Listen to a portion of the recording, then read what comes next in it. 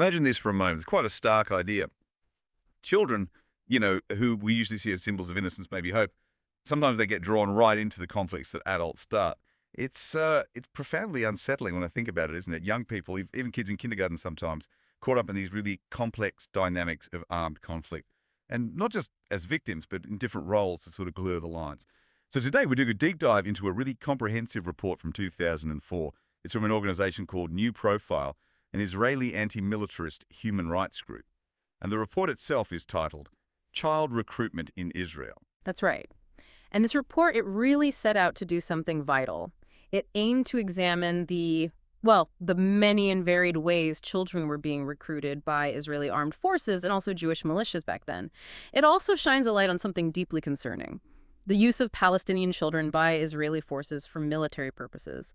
The report's goal, and they state this right up front, was to be a kind of first step, an effort to take children completely out of the Israeli-Palestinian conflict, regardless of anyone's political stance. Right, focusing purely on the child protection aspect. So for you listening, as we dig into this, you'll uncover some, frankly, surprising facts and insights. It's like a shortcut to getting informed on a really sensitive topic, hopefully without feeling overwhelmed. And just to be clear, we're presenting the findings impartially, sticking strictly to what the report says. Exactly. And the report starts with a really critical foundation, defining its terms. First, child. Here, it aligns with Israeli law at the time, anyone under 18. Simple enough. But then, child recruitment. And this is where it gets interesting, because the definition they use is remarkably broad. It goes way beyond just, carrying a weapon. It includes any person under 18 who's part of any armed force or group in any capacity. Any capacity, so like... Yeah, like cooks, porters, messengers, even kids just accompanying these groups, it's all covered. And recruitment itself includes everything: compulsory, forced, and voluntary enlistment. Okay, wow. That is a very broad definition. It really opens up a whole different way of looking at military involvement, doesn't it? Mm-hmm. Did the report explain why it needed such an expansive view, especially for this conflict? It does, and what's particularly insightful is that it proposes a kind of functional criterion for recruitment, which makes sense given the complexities on the ground. Basically, it says if a child wears an official uniform or some kind of ID, or if they do work that intentionally promotes or supports an armed force, or even if they undergo training specifically designed to help them assist an armed force later on, they're considered recruited. Got it. So it's about what they do or how they're used, not just if they've signed an official paper. Precisely. It's a practical, functional approach. Okay. So to really get our heads around how this plays out in Israel, we probably need to look at the context, right? The laws, the history, maybe the culture. Absolutely. Let's start with the international legal standards, because there's actually a pretty strong consensus there. The key takeaway is that international law consistently says children under 15 shouldn't be directly involved in conflict. And recruiting any child, especially under 18, is either strongly discouraged or, in some cases, criminalized. For instance, you've got the Convention on the Rights of the Child from '89. Israel ratified it in '91. It says countries should take all feasible measures to make sure kids under 15 don't directly participate in hostilities or get recruited. All feasible measures. Right. Then the Rome Statute of the International Criminal Court from '98 goes further. It actually criminalizes recruiting children under 15. Full stop. You also had the African Charter on the Rights and Welfare of the Child back in 1990, pushing for a straight 18 policy, basically, no recruitment under 18 at all. And the ILO Convention 182 on the worst forms of child labor from '99 lists forced or compulsory recruitment of kids for armed conflict right up there as one of the worst forms. Okay, so a clear trend towards higher age limits and stronger prohibitions. Definitely. And then there's the optional protocol to the Convention on the Rights of the Child, specifically about kids in armed conflict. That was adopted in 2000. Now, Israel had signed it but hadn't ratified it when this report came out. This protocol is important because it bans forced conscription for all children, bans voluntary recruitment by non-state armed groups, and requires states to raise the minimum age for voluntary enlistment into state forces to at least 16. At least 16 for voluntary. Right. And finally, you can't forget the Fourth Geneva Convention from 1949. That's super relevant for protected persons in occupied territories, especially regarding any kind of forced military use. So quite a robust international framework building up over time. How did Israel's own laws back in 2004 stack up against these standards? Well, Israel's main law is the Security Service Law. The 1986 version was key then. It sets up general conscription for citizens and permanent residents. The minimum age for conscription is set at 18. Although the report points out a wrinkle. At the time, the way age was calculated meant someone could technically be inducted up to 6 months before their 18th birthday. Huh. Like a loophole? Sort of. It seems that was mostly fixed by an amendment in 2002 with just minor exceptions. Voluntary recruitment, though, is allowed from age 17, but you need parental consent. Oh, okay. But here's an interesting point the report makes. Despite these laws allowing conscription, the military apparently often had more potential conscripts than it actually needed. The figures cited are around 60% of eligible men, and only about 46% of eligible women actually ended up enlisting. That is interesting. So not everyone who could be drafted was. Now, this is where the history, I think, gets really fascinating. What does the report say about the deeper roots of involving children in conflict in that region? Yeah, the historical context is crucial. The report highlights that back in the pre-1948 Jewish settlement in Palestine, there wasn't really a formal minimum age for carrying weapons. It describes children, some as young as 13, the traditional bar mitzvah age, bearing arms and being part of early Zionist militias. Groups like Bar Giora, Hashomer, the Haganah. 13. Wow. Yeah, and it quotes a sociologist, Dr. Uri Ben Eliezer, who noted that this whole ethos of guarding fields, having skirmishes with Arab kids, getting a weapon at 13, it really shaped a generation's mindset, made confrontation seem almost inevitable. The report also talks about this idea of the duty to volunteer that really took hold during World War II. Enlistment became framed as this sacred commitment. Sometimes it was pushed pretty aggressively, even using things like public shaming. And the report argues that this concept kind of lingered, shaping how mandatory service was viewed later, not just a duty, but almost a privilege. A key organization back then was the youth battalions, the Gadna. They were significant because they actually used their trainees, kids aged 16, 17, in combat, most notably in the 1948 battle for Jerusalem. So actual combat for 16-year-olds. Yes. Yeah. And even after 1948, when the State of Israel was established and the official conscription age was raised to 18, the report says informal and semi-formal recruitment of younger kids continued. It gives this really troubling example of the Youth Aliyah Corps in 1948. Many of these were Holocaust survivors, new immigrants, kids essentially. They were sent to frontier kibbutzes that were under attack, and they volunteered to fight. Volunteered, in quotes. Exactly. Given how vulnerable they were in new country, survivors' report strongly suggests this was exploitation disguised as voluntary action. That paints a very complex picture. So it's not just laws and history, but something deeper in the culture. You mentioned militarism earlier. Yeah. Yes, absolutely. The report argues that militarism is deeply woven into the fabric of Israeli society and culture. It quotes David Ben-Gurion, "The whole nation is an army and the whole land is a front." That really captures the feeling. A powerful quote. And the scale of military influence is, well, striking. Look at the budget back in 2004. The Ministry of Defense budget was enormous, roughly double the entire education budget. It accounted for nearly a quarter, 23.63% of the regular national budget. If you add internal security, it was over 27%. That tells you a lot about national priorities at the time. Huge percentages. Huge. And the military directly controlled nearly half, 48% of all public lands. Plus, there's this very visible trend of retired senior military officers moving seamlessly into top jobs in politics, the economy, public administration, Right. Former chiefs of staff becoming prime ministers, mayors, even school principals. A revolving door effect. Kind of. The report also points to discriminatory practices tied to military service, like students getting different wages based on how long they served. And then there's the everyday stuff. The constant presence of soldiers and weapons in public spaces, military images used in advertising. Right, normalizing it. Exactly. Official military viewpoints often dominate public debate, and it's hard for dissent to get heard unless maybe it comes from within the military ranks. For many, military service is seen as just fundamental to being Israeli. So connecting the dots here. This pervasive militarism means kids aren't just seeing soldiers everywhere. Right. They're internalizing this idea from a very young age that the military is perhaps the most important institution in society. It touches everything. That's a powerful environment for a child to grow up in.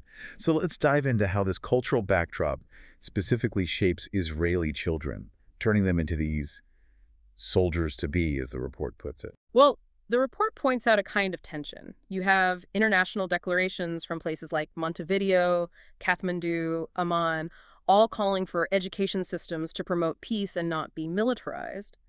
But the report argues that, in practice, militarized education in Israel actually goes against the spirit of the Convention on the Rights of the Child, which emphasizes peace, tolerance, understanding. How does that play out in school specifically? In several ways. First, the physical presence of soldiers. Uniformed soldiers are actually part of the school staff through programs like Teacher Soldier or Youth Guide. And as mentioned, many retired officers become principals, sometimes without standard teaching credentials. There's this example of a high school principal, Rami Amitai, who even formed a Galili strike force for special training and reportedly carried a handgun at school. Wow, a strike force in a high school. Yeah. Then there's the school environment itself, displays honoring graduates who fell in service, frequent field trips to military memorials. It's all part of the atmosphere. The curriculum itself has a mandatory program in high schools called Preparation for the IDF. It's a joint thing. Ministry of Education, the IDF, Ministry of Defense. Even subjects you wouldn't expect, like Arabic or physical education, are explicitly framed as preparing kids for military service. Really? PE for the Army. That's what the report indicates. And textbooks might glorify military victories or use examples that frame Palestinians negatively, like a grammar exercise mentioning enemy soldiers approaching. And that youth guide program, its stated purpose is to promote military service, basically making these uniform guides into de facto recruiting officers within the schools. So it's embedded in the structure, the environment, the curriculum? And then there's what the report calls symbolic recruitment. This is about making children feel like they're part of the war effort, even if what they do doesn't actually have a direct operational impact. How's that work? Think about fundraising efforts. Groups like the Libby Fund or the Association for the Soldier raise millions through big annual events. Now, those millions are a drop in the ocean compared to the actual military budget. But the point isn't really the money. It's about giving ordinary people, including kids, a sense of personal participation, of contributing. Right, feeling involved. Exactly. And a really common practice, especially in kindergartens and elementary schools, is collecting and sending gift packages to soldiers. You know, sweets, toiletries, little personal letters. And the soldiers often write back. This creates a direct personal connection, a feeling of contributing and identifying with the military. I can see how that would be powerful for a child. Definitely. And there's even an official rationale for this. A Ministry of Education guide from 1974 titled "When a Nation Reports for Duty" apparently states that any civilian, even if he's not wearing a uniform, and no matter what his age is, carries the burden of the war effort. Any civilian, any age. Which, as the report notes, really blurs that line between who's a combatant and who's a civilian. That's quite something. Yeah. But you said it starts even younger. The report mentions the little soldiers in kindergarten. How early does this kind of thing begin? It starts remarkably early. The report describes a specific ceremony in Herzliya in April 2004. Kindergartens gathered together, and the kids were like imitating soldiers marching, calling out, left, right, left, attention. They sang militaristic songs, delivered gift boxes to soldiers from an adopted military base. And a major from that base actually said, quite openly apparently, these children are an immense human capital for the future. Human capital. Wow. From kindergartners. Yeah, and it wasn't isolated. Kindergarten graduation ceremonies were reported, for instance, by Harrods in 2002, to include children dressed in IDF-like uniforms marching, even storming targets with toy swords while reciting texts as fighters. That's hard to picture. It is. The report suggests the curriculum itself, often focusing on Jewish holidays, frequently frames history in terms of us versus the bad guys, which subtly encourages accepting military force as necessary. And the result is that children, even really young ones, internalize the prestige associated with military service and even with dying in battle. There are these anecdotes, like a child claiming his father died in the Yom Kippur War when he hadn't, or another child asking if her grandfather fell, using the military term for killed in action after attending a memorial ceremony. They pick up the language and the values very early. So this goes way beyond just preparation. It sounds like some children are involved in activities that seem very much like actual military functions. What about military high schools? Right. These are a significant step up. These are schools, some directly owned by the military, others more semi-formal, enrolling kids typically aged 13 to 15. 13. Starting high school in a military setting. Some do, yes. For example, there's a boarding school called Mivo At Yam. Pupils there wear Navy uniforms all day from 7 a.m. to 4 p.m. They have morning parades, use a shooting range, and get specific preparation for joining the Navy later. Then there's the Military Boarding School of Command in Haifa. That one's officially part of the military. Pupils aged 14, 15 are, for all intents and purposes, treated like soldiers. They wear uniforms, they're issued military rifles for security duties and training, and half of their school holidays are spent in military training. They even do the standard military medical checks for combat units before they turn 18. So they're basically in the system already. Effectively, yes. And there are also Air Force technical schools. These are located inside military bases. They train technicians for the Israeli Air Force, the IAF. Cadets there, starting from 13 or 15, wear Air Force uniforms, get military certificates, and crucially, they commit to serving in the IAF after they graduate. They even get perks like free public transport, like soldiers do. And they commit while they're still minors in the school. Yes. Similarly, there's Amal High School in Ramat David, which is also inside an airbase. There, 11th and 12th graders work 1 day a week as paid mechanics for the military, and they also commit to future IAF service. Okay, so this raises a big question. They might not be formally enlisted soldiers yet, but they're wearing uniforms, training, working for the military, committing to serve. How does the report categorize this? The report is quite clear on this. It argues that this absolutely falls under its definition of child recruitment. You have children, some as young as 13, wearing military uniforms, effectively identifying them as part of the armed forces. International law, like the Convention on the Rights of the Child and the Rome Statute, prohibits involving children under 15 in hostilities or recruiting them.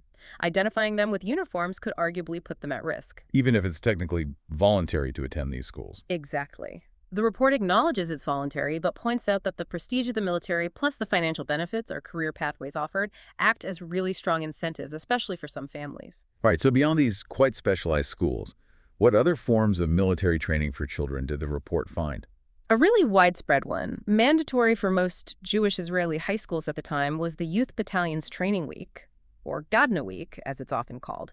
This is a full week of military training, usually for 11th or 12th graders, held on an actual military base. It's designed to simulate Army life. They do M16 rifle training, field exercises, lessons on battle heritage, practice at the shooting range, the whole package. Mandatory, so kids have to go. Pretty much.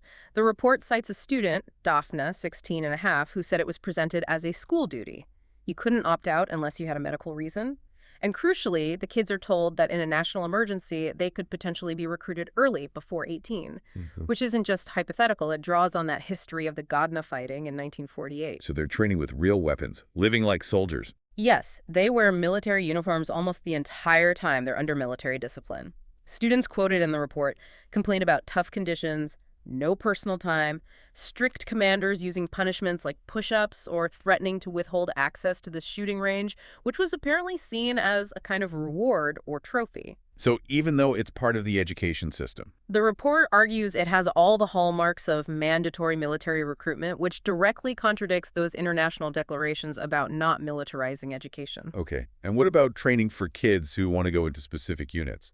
Yes, there are also the elite combat unit tryouts. These are voluntary, usually 2 to 5 day training camps for boys age 16 and up who are aiming for the elite units after conscription.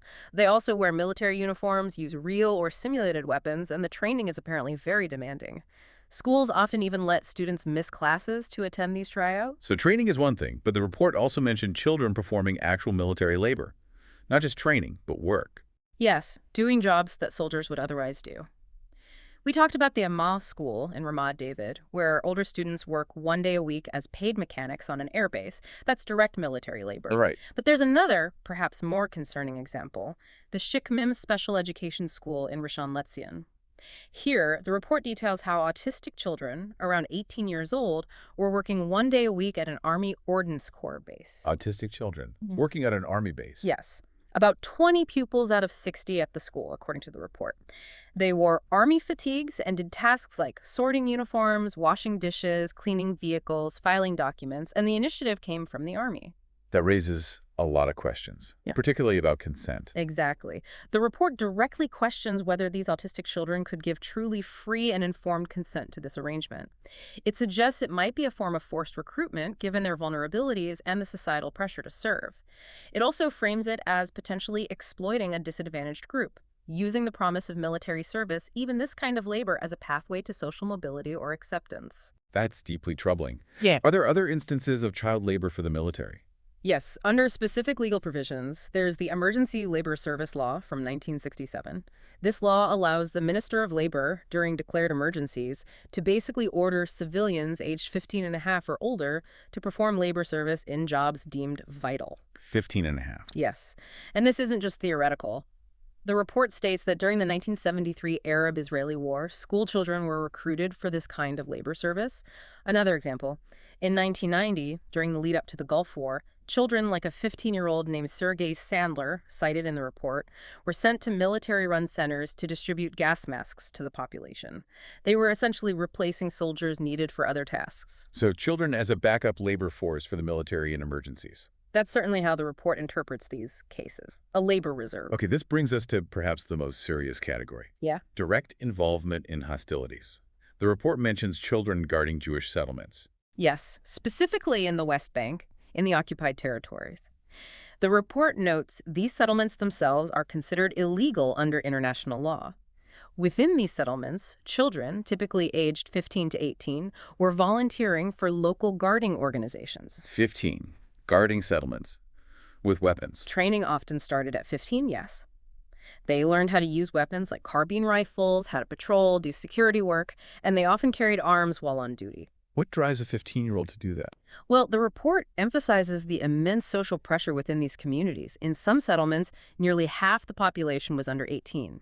So there's the strong expectation to participate, to contribute to the settlement security from a young age. They grow up believing that, holding a gun and protecting the land is the best thing they can do. And is it just formal guarding? No, the report also documents significant involvement of settler children in what it calls spontaneous violence. This includes incidents targeting Palestinians, but also sometimes Israeli soldiers, police, or peace activists. Things like throwing rocks, physical assaults, destroying property. It cites testimony from former soldier Yehuda Shaul confirming this kind of activity in Hebron. So beyond defense, sometimes aggression. Yes. And there were even summer camps mentioned for older settler youths, 16 and up, specifically training them on how to resist potential evacuations of illegal outposts. Tactics like cutting fences, avoiding army roadblocks, how to handle interrogations. So connecting this back, the report sees these armed children guarding settlements as what? As combatants, even if it's voluntary, their actions are shaped by growing up in this highly militarized, often hostile environment where violence against Palestinians can become normalized. They are actively participating in the conflict dynamics. This leads us into an even darker area mentioned in the report. Yeah. Actual child soldiers within Jewish militias. What did it uncover about groups like Kahane? This section is particularly disturbing. The report details findings about Kahane, which is an outlawed extreme right-wing movement. Based on testimony from a former member, identified as Gal, who was active from 1996 to 2000, the group was systematically recruiting children, some apparently as young as 10 years old. 10? Recruiting 10-year-olds? How? According to Gal's testimony, it was quite structured. Children would join leading cells and then be tasked with recruiting their classmates. Slightly older kids, maybe 12 and a half to 14 and a half, called responsible persons, were sent to start new cells, particularly in religious boarding schools. It sounds incredibly organized. It does, and the report emphasizes that while it might seem voluntary, children often dreamed of being recruited, largely due to intense ideological indoctrination. But the recruitment methods themselves were described as cunning, sometimes involving threats. And there was this brutal pledge ceremony, swearing loyalty on a gun and a Bible and having their thumb cut and burned. Cut and burn, good grief. What kind of training did these children receive? It was apparently a comprehensive 3-year course starting from age 10. It covered both ideology and very practical violence skills. Things like surveillance, how to evade pursuit, phone tapping, setting up armed cells, managing operations, even how to set up fake checkpoints to target Palestinians. This is training for 10-year-olds. According to the testimony, yes. Also, bomb making, forging documents, maintaining secrecy, how to organize spontaneous lynchings, how to behave if caught and interrogated, even how to try and beat polygraph tests. Weapons training included everything from stones and catapults up to guns and making explosives, setting cars on fire. They were even taught about racial purity and what to do to ethnically mixed couples, follow them, harass them. What was unbelievable? Were there tests? Yes, loyalty tests for kids aged 13 to 15.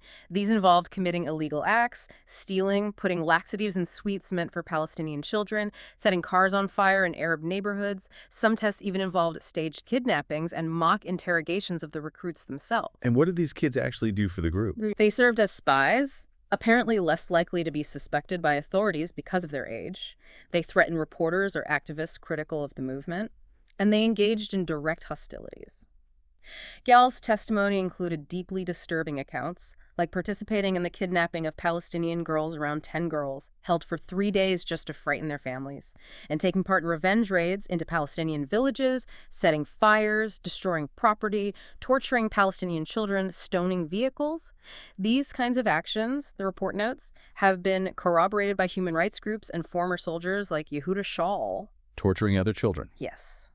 There were also summer camps organized by the group, teaching ideology and military skills to children under 16. And if someone was suspected of being a traitor or a spy within the group, the punishment was brutal. House burned down, life threatened, severe beatings, veins cut, burns inflicted. Was anything done about this? Did the authorities know? The report asserts that state authorities were likely aware of these activities.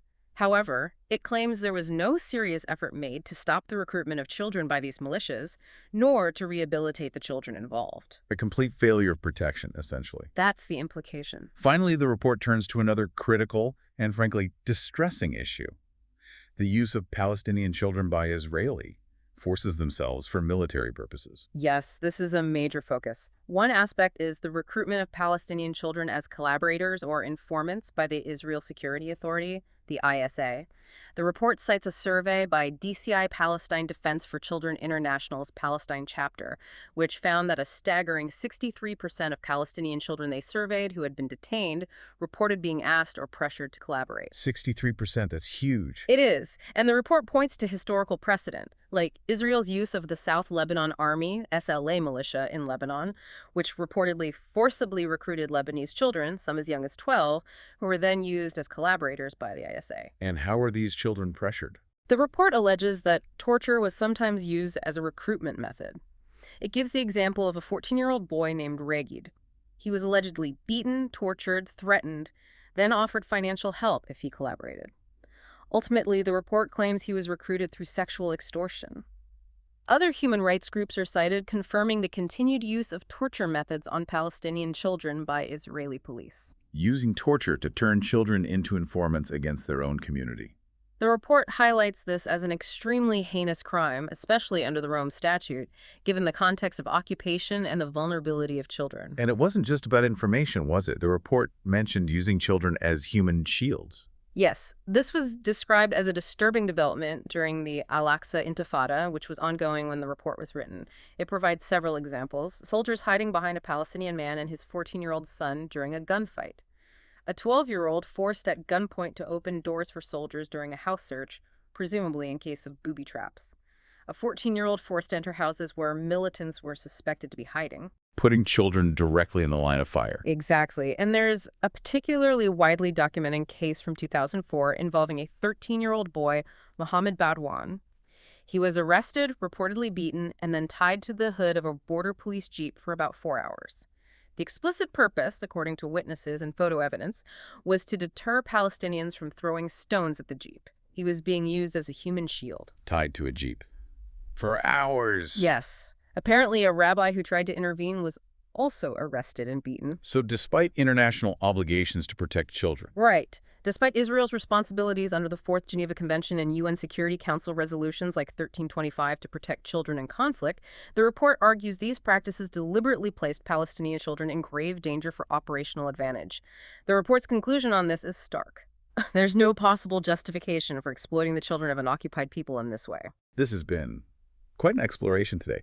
We've covered such a wide and, frankly, unsettling range of practices from, militarized kindergartens and high schools, children volunteering for guard duty, mandatory military training weeks, kids doing military labor, then the truly disturbing findings about Jewish militias recruiting child soldiers, and finally this deeply concerning use of Palestinian children by Israeli forces as collaborators, sometimes through torture and as human shields. It's It's a lot of process. It really is. And the report's core message, running through all of this, is the fundamental need to actually adhere to international law when it comes to protecting children in conflict situations.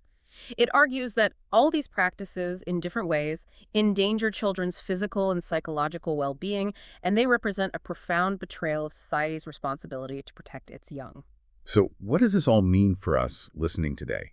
This deep dive has really shone a light on so many forms of child recruitment, so obvious, some much more subtle, but all seemingly deeply embedded in the society and the conflict at that time. The report itself doesn't mince words in its conclusion. It states, quite plainly, there is simply no excuse, no acceptable argument for arming children. It calls child recruitment a crime, regardless of the excuses or justifications offered, and it demands that all forms of child recruitment must stop. Period. So for you, our listener, delving into this 2004 report reveals this incredibly complex, often hidden layer of the conflict. Yeah. It really leaves us with a powerful, maybe provocative thought to consider. Archbishop Desmond Tutu famously said, "Children should be playing, not being pawns in dangerous adult games." Oh. Considering everything we've discussed today based on this report, how can a society truly prioritize that ideal? How do we ensure children are genuinely protected, not weaponized? And maybe what active role could you play in advocating for that fundamental right, the right to a childhood free from armed conflict?